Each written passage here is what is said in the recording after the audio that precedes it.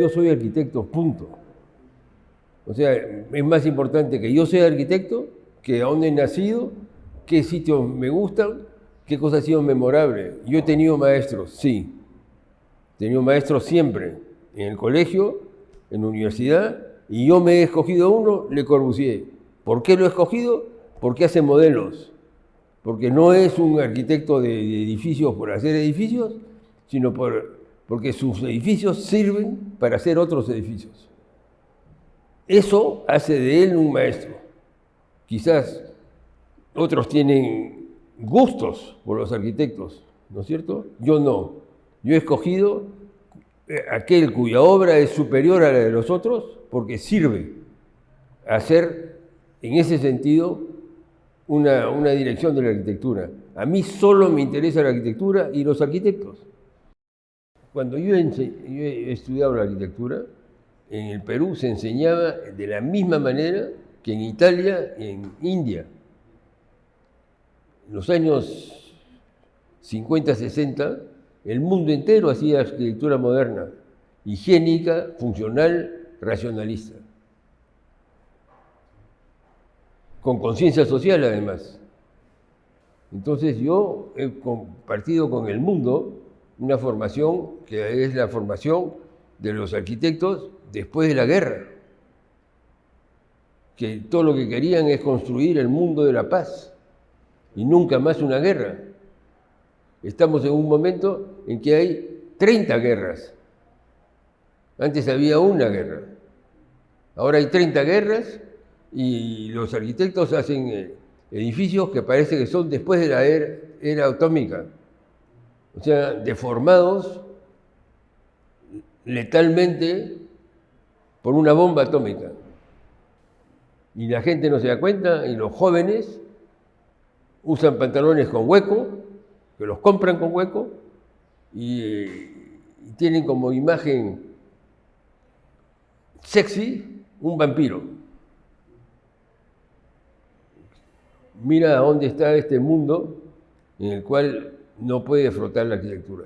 La arquitectura brota cuando hay una causa, cuando hay una razón, y entonces vamos a darle sentido a la construcción. Sin arquitectura la construcción es construcción. La arquitectura no resuelve problemas, crea exigencias, no es lo mismo. Yo he sido siempre el máximo posible de arquitecto y nunca decir algo si no sabía su contrario. O sea, todo mi pensamiento es un pensamiento explicable, todo. No hay poesía, no hay esta fuerza que te invade y con la cual no sabes cómo hacer. Felizmente que está en los instrumentos y podemos plasmar eso en unas formas que son emocionantes. Nada de eso hago yo. Todo lo que yo hago se justifica, tiene una razón. Es totalmente, a mí la verdad no me interesa razonar correctamente. Esa es mi vida.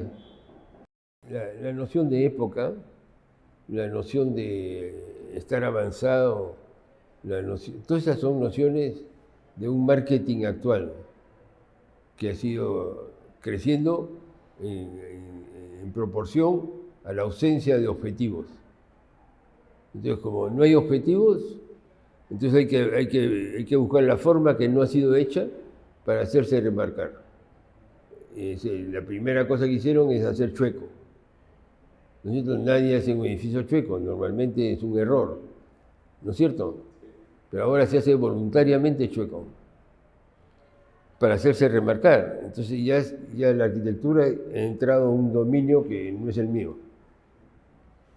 O sea, yo no tengo ninguna envidia, no sé, ese tipo de cosas que se tiene cuando hay alguien que tiene más suerte o sabe Dios. Nada, nunca. Nunca. Yo he llegado a Francia, llamé a Gomis por teléfono, me dijo, estamos haciendo un concurso. Yo llegué hablando 4 palabras de francés y a la semana ya estaba haciendo yo el proyecto, ¿me entiendes? O sea que el dibujo y la arquitectura, nadie me puede decir que no es esencial. Sin dibujo ya tienes que hablar. Claro. Yo al primer dibujo todo el mundo se pone a ver el dibujo, entonces ya deja de trabajar. Eso es el único problema. Pero un arquitecto caminar en una ciudad y ver que es una ciudad fabulosa, hecha para caminar, hecha para sentarse y ver pasar gente, donde todo el mundo es tratado de la mejor manera posible, porque un rico no vive mejor en París. Mientras que acá solamente los ricos viven bien. Yo había conocido el jefe de una oficina en la que habían trabajado Miguel Llona y Osvaldo Núñez. Entonces vino acá y vio lo que yo había hecho y me dijo, si vas a Francia, pásame la voz. Cuando se me acabó la plata le pasé la voz y comencé a trabajar. Punto. Era una oficina cosmopolita, o sea, se hablaba todos los idiomas, porque pagaba menos que a un francés. Claro. Sí, sí, pero eso hace, pues. Partimos a pasar un año o dos y conocer Europa, pues conocer lo que conocíamos por libro. No, y nos quedamos, pues. Porque ¿para qué regresar?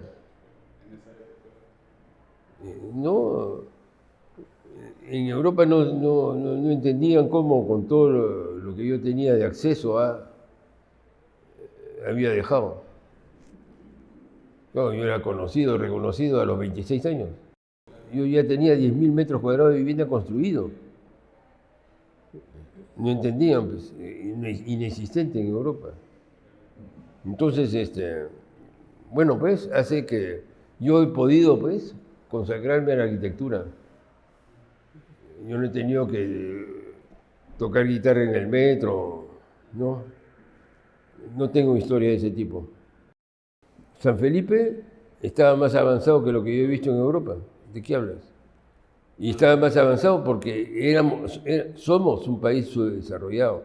Un país subdesarrollado es capaz de sorpresa, de cosas que se quedan en el dibujo, en muchos casos, y que se realizan porque hay un momento increíble en que Javier Cayo, que era mi profesor de cuarto año y al mismo tiempo mi director de tesis, era mi jefe en la junta. Y me da a hacer San Felipe, me da a hacer Matute. Y entonces hablábamos al nivel de la escuela. Estábamos haciendo lo que la escuela enseña. Eso es lo que no saben. La escuela tenía todo un rol en la ciudad. Claro, claro. Entonces, yo llego a Europa y en Europa la juventud no existía cuando yo llegaba. Porque la juventud murió en la guerra, pues. No había sino viejos. Y los jóvenes no tenían acceso a nada. Sin mayo de 68 los jóvenes no existen en Europa. Yo llego en mayo de 68 en la leche, pues. Me integro como joven. Si no, era imposible. En la Francia, Bellas Artes, preguerra, no había acceso para nada. O sea que esa idea que uno llega a algo más avanzado, lo que es más avanzado son los estudiantes. O sea, llegan a la universidad con cultura. Acá estos no conocen nada. Con cultura, además la cultura está en las calles. Acá darle a enseñar en Europa es fácil. Si te equivocas, el tipo puede corregir, tiene la obra al costado. Acá el tipo sale y ¿qué pasa? Lo asaltan, lo único que le puede pasar. Yo he sido profesor toda mi vida. En el barrio primero con los más fuertes, teniendo pedagogía, pues. Pedagogía es hacer, es el arte de hacer. Pedagogía no es esta cosa de los libros, es saber hacer. Entonces, yo estaba en un colegio de blanquitos, de pitucos, y vivía en un barrio de criollos. Entonces, los del colegio me decían que yo andaba con cholos y los del barrio me decían que yo andaba con maricones. La historia de mi vida. Entonces navegar en eso te hace pues tener calle. Entonces hay que tener calle para enseñar. O sea, ver en cada personaje qué cosa puede hacerlo trabajar más, no qué cosa le va a dar gusto, qué cosa lo puede hacer. Para eso tienes que tener calle, para eso tienes que no tomar las cosas de una forma personal. Yo como profesor, a mí no me puede atacar un alumno que yo sé que no sabe nada. Sentirse afectado por un alumno que dice tonterías no me afecta. Entonces el problema es ese, que, por ejemplo, si yo agarro a un arquitecto, cualquiera, que no haya sido alguien que tiene contacto conmigo años, ¿no? Y le pregunto qué cosa es un espacio fluido, es como si le mentara a la madre, ¿me entiendes? El tipo se siente absolutamente agredido. Mientras yo le estoy haciendo preguntas para saber si conocemos por lo menos de qué estamos hablando. El drama de la arquitectura es que la gente no tiene vocabulario, no sabe de qué habla. Te dicen, sí, la vertical, no saben lo que es un espacio vertical, no saben lo que es el espacio moderno, no saben cuáles son las conquistas del espacio moderno, no saben qué cosa apoya, cuál es la causa que apoya la modernidad, no saben, han hecho un progreso tecnológico alrededor de ellos sin que se den cuenta. Entonces el problema que me interesa a mí es hacer que la arquitectura interese. La gente no lee, he hecho un libro, todo el mundo ve las imágenes, nadie ha leído el libro. Entonces, ¿de qué estamos hablando?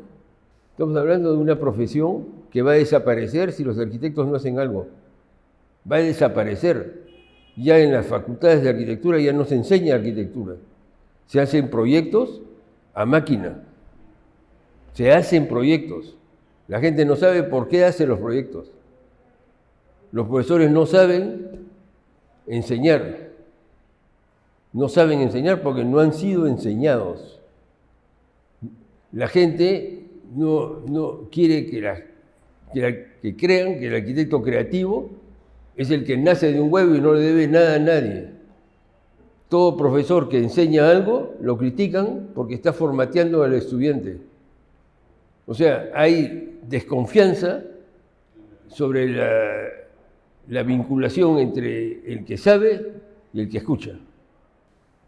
Se considera que un arquitecto debe abrir ventanas y puertas y permitirle el máximo de posibilidades de desarrollo a nada. Porque el que no sabe nada, que no tiene ninguna cultura, un arquitecto de peso es un arquitecto que tiene una cultura inmensa. Y entonces esta cultura le permite saber si esto es mejor que esto. Sin esa cultura no lo puede saber. No es cierto lo del intuitivo, el creativo, el especial. No es cierto. Es archifalso. La prueba hoy en día en que la sociedad no tiene ningún objetivo, no hay ninguna. La palabra arquitectura, vivienda, por ejemplo, son palabras que no existen en el discurso político. Entonces no existe en la sociedad la arquitectura.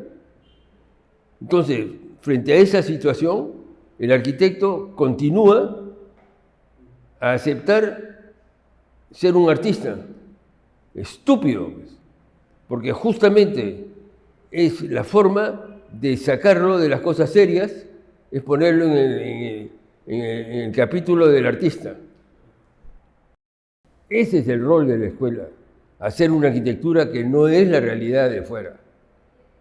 Ese es el problema, es que hoy en día las facultades de arquitectura producen lo que ya está afuera. Entonces no enseñan a hacer mejor. Si no enseñas a hacer mejor, no enseñes arquitectura. Bueno, la Católica, con su sistema de hacer concursos para sus edificios entre sus profesores de arquitectura, le da una lección al mundo. No solamente al Perú, que es fácil dar lecciones al Perú en todo, pero al mundo, porque ni siquiera los grandes centros de estudio de Estados Unidos siempre traen a extranjeros para hacer su... ¿No? No, en ese sentido, fabuloso. Fabuloso. Y no es una casualidad que este gran edificio que ha hecho Sandra Cruz sea en Piura, en donde hay un grupo de arquitectos españoles de gran calidad que ya han hecho proyectos chicos y digamos que convencen, me imagino, alrededor que los dejen trabajar a estos brillantes peruanos. Porque cuando uno visita esa obra es impresionante. En el Perú pues pasan las cosas así, un poco en carambola, ¿no? Estamos jugando billar. Porque uno es la visita de Dhaka y Chandigarh, de los profesores de la Católica, organizada por la Católica. Muy importante, eso les ha abierto a ellos una cierta forma de hacer grande. Y después el UTEC, ¿no es cierto? Súbitamente en el Perú hacen un edificio que le prohíben a todos de hacer, ¿no es cierto? Entonces, los jóvenes súbitamente, inconsciente o conscientemente, no importa, piensan que es posible. Entonces hacen el proyecto que ya no hacía nadie, seguro de que lo iban a rehusar, ¿no es cierto? Entonces eso se ha abierto ahí un camino que es que ya el arquitecto piensa que puede proponer, que hay en el mundo académico, por lo menos en el mundo académico, en el mundo de los museos, ¿no?, de la cultura, hay una chance, pero en vivienda cero. En vivienda cero han entregado la vivienda a comerciantes. Y olvídate de los comerciantes. Yo acabo de ver un afiche inmenso al costado de unos rascacielos que están haciendo de vivienda de 25 o 30 pisos en Barranco, a la entrada de Barranco. Anuncian departamentos de 26 metros cuadrados que deberían estar prohibidos. 26 metros cuadrados. Y eso ya estás vendiendo tú a una clase media. Ya no estás trabajando para el pobre, ¿no es cierto? Para el pobre que se pudra. Claro, sin barranco. ¿Te das cuenta? No, pues, por ejemplo, eso no lo denuncia el colegio, no lo denuncian las facultades, no lo denuncia ningún curso. De eso no hablan los arquitectos. Se sienten más tranquilos, con una conciencia social, o una conciencia urbana, una conciencia respetuosa de los parámetros. ¿Me entiendes? Son todas esas, ¿cómo se llaman las cosas que se ponen así para los que... ¿ah?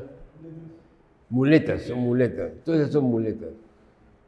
Y después pasan al hotel de 200 camas, ¿te das cuenta? Mientras que no conocen las dimensiones de una cama, porque el library lo hacen así nomás y sale la cama. ¿Me entiendes? Entonces se está formando gente aparentemente capaz de hacer grandes proyectos, ¿no es cierto? Pero en el fondo son simplemente técnicos de máquina.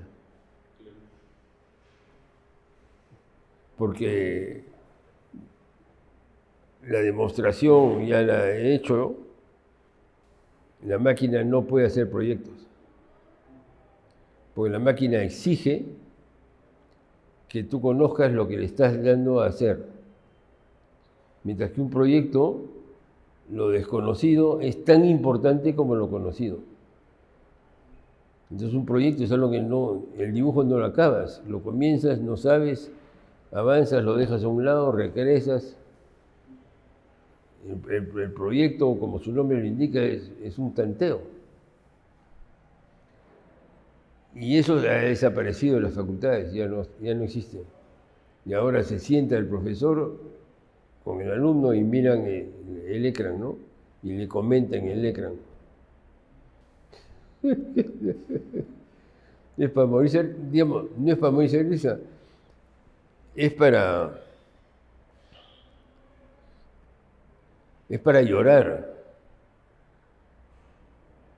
Porque si fuese como lo que le pasó al cine francés, en que de repente comenzaron a hacer demasiadas películas y no había la tecnicidad, era solo tecnicidad, digamos, Innovación. apareció la nueva ola y entonces ya el cine, a partir de ese momento, se supo que los países pueden tener una obra comercial muy importante y lo que se llama art y essai en Francia, que quiere decir una cosa particular.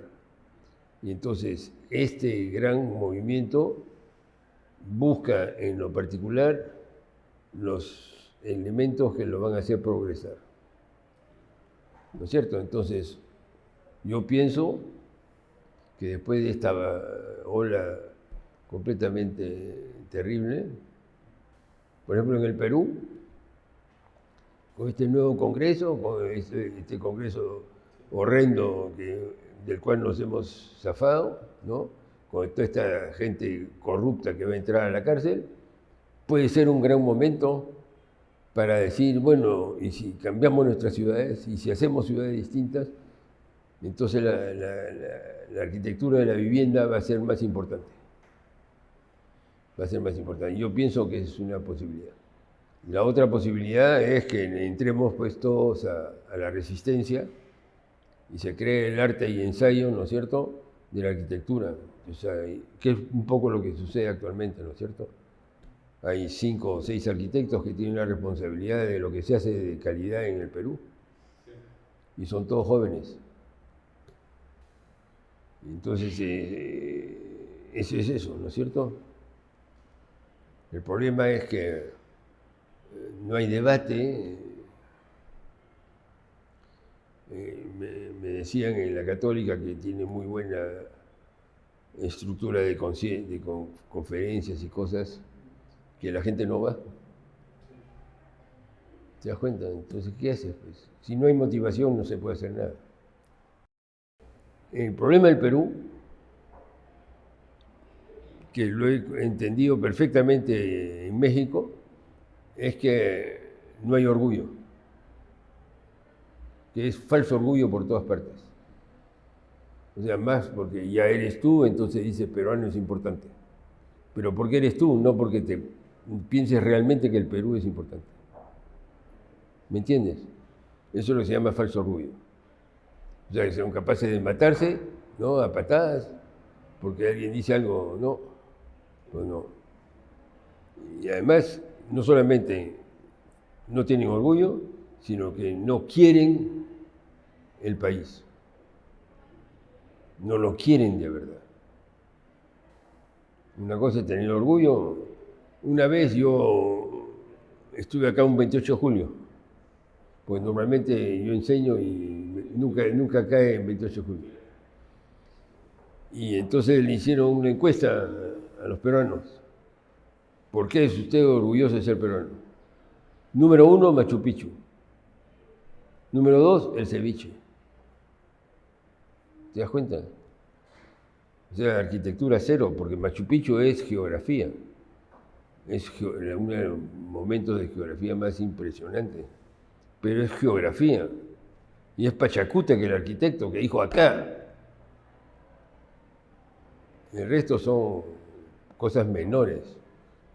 Porque le ponen los techos de paja a Machu Picchu y no te provocan ni verlo. Entonces, eso es lo grave. Es tan grave que los ricos, los grandes ricos, no respetan al arquitecto peruano. Las obras últimas que se han hecho, los súper ricos, han traído gente del exterior. Claro, para los últimos edificios importantes. Claro. Eso ya te indica. No le tienen confianza a los arquitectos. No le tienen confianza a los arquitectos porque los arquitectos nunca dicen nada que pueda perturbar a un cliente. O sea que el cliente se siente que él tiene la razón. Y un arquitecto, para no perder el cliente, chupa medias, por un lado. Por el otro, ya no hay, pues, Fujimori ha destruido todos los sitios donde se podía trabajar siendo joven para el Estado. Él destruyó todo. La oficina de planeamiento, la Junta de la Vivienda, el Instituto de la Vivienda, la corporación, todo. Todo tenía que pasar por él, no había ningún organismo de control. Entonces la juventud se encuentra en la dificultad de no poder funcionar porque como joven no le dan nada a hacer y no tiene a dónde ir a ejercitarse mientras envejece. Entonces hay un camino que está completamente cerrado. ¿Quiénes son los que más o menos no caen en el naufragio? ¿No? Los que tienen buenas relaciones, pero son relaciones malas, porque tampoco les hacen confianza. Tienen trabajo, pero no les hacen confianza. ¿Y crees que es posible el día de hoy regresar a estos organismos que eran parte del gobierno? Ojalá. Pero para eso tenemos que tener un colegio de arquitectos con sentido, con lucha, con gente que esté dispuesto a, entre comillas, perder a sus clientes, que no tiene, dicho sea de paso. O sea, es una especie de miedo tonto. Yo, por ejemplo, porque abro mi boca y porque digo eso y porque salen los periódicos, los pocos gente importante que podía haber pensado, porque le habían recomendado que haga algo conmigo, ya entró en pánico, pues. No, yo tenía un proyecto, no, para que veas una pequeña idea, yo tenía un proyecto absolutamente genial, que me habían convocado para hacer algo para el Bicentenario. El Ministerio de la Vivienda me había convocado. Digamos, no necesariamente el Ministerio, sino, digamos, una persona a quien le habían comisionado hacer esto. Y entonces yo estaba feliz haciendo proposiciones increíbles, ¿no? Y me hacen desgraciadamente una entrevista en El Comercio. Y entonces, bueno, y arquitecto, ¿y actualmente qué está trabajando, no? Al cabo de la pregunta número 8, ¿no? Entonces le digo, estoy en un proyecto absolutamente fundamental, tan importante que Nadine tendría que aprobarlo, ¿no? ¿Para qué dije Nadine? Que era la palabra mágica para que todo el mundo se escondiera y nunca más, ni una llamada telefónica. O sea que no hay, pues hay un miedo real, ¿no? Cada vez que yo he tenido un proyecto más o menos importante, desaparece. Y no se sabe por qué desaparece, además nadie te explica. Yo estaba haciendo un aulario en la uni, mi alma mater, donde me han hecho todos los honores, ¿no es cierto? Al anteproyecto, de repente, nadie. De repente nadie, olvídate, no es que... Entonces a mí, yo he sido formado con mucho orgullo personal. A mí me parece que es degradante que yo llame a decir qué pasa, por qué se han desaparecido. Eso es mi defecto, mi gran defecto. Ese es otro mito. La gente, lo que le gusta es lo que ve en las revistas de diseño, como se llama, o sea, de muebles y cositas y fotos con cuadritos.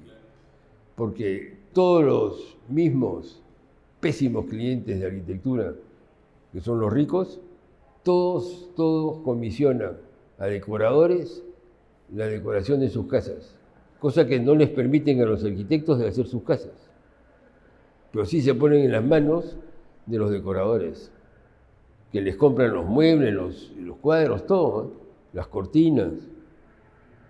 No, Yo creo que si hay alguna diferencia entre el Perú y Chile, son los clientes. Los clientes chilenos quieren que Chile sea primer mundo, o sea que están en una opción que favorece la arquitectura. Mientras que acá lo que quieren ser es reconocidos por los gringos, punto. En la casa de playa, por ejemplo, ¿por qué la arquitectura se hace en la casa de playa? Porque es la historia de la arquitectura moderna. La arquitectura moderna ha progresado con las casas secundarias, nunca con la casa principal, siempre con la secundaria. Entonces, 50 años después de la época de las casas que han motivado toda la arquitectura moderna, están pues las casas haciéndose acá en Lima. 50 años después. Pero es que es el único sitio donde le hacen confianza. Es el único sitio donde te dejan hacer. Pero trata de hacerlo con la casa principal. Cero. Yo comencé con la gran escala, porque era la escala que trabajaba el país en el que estaba. Y además porque no me asustaba la gran escala.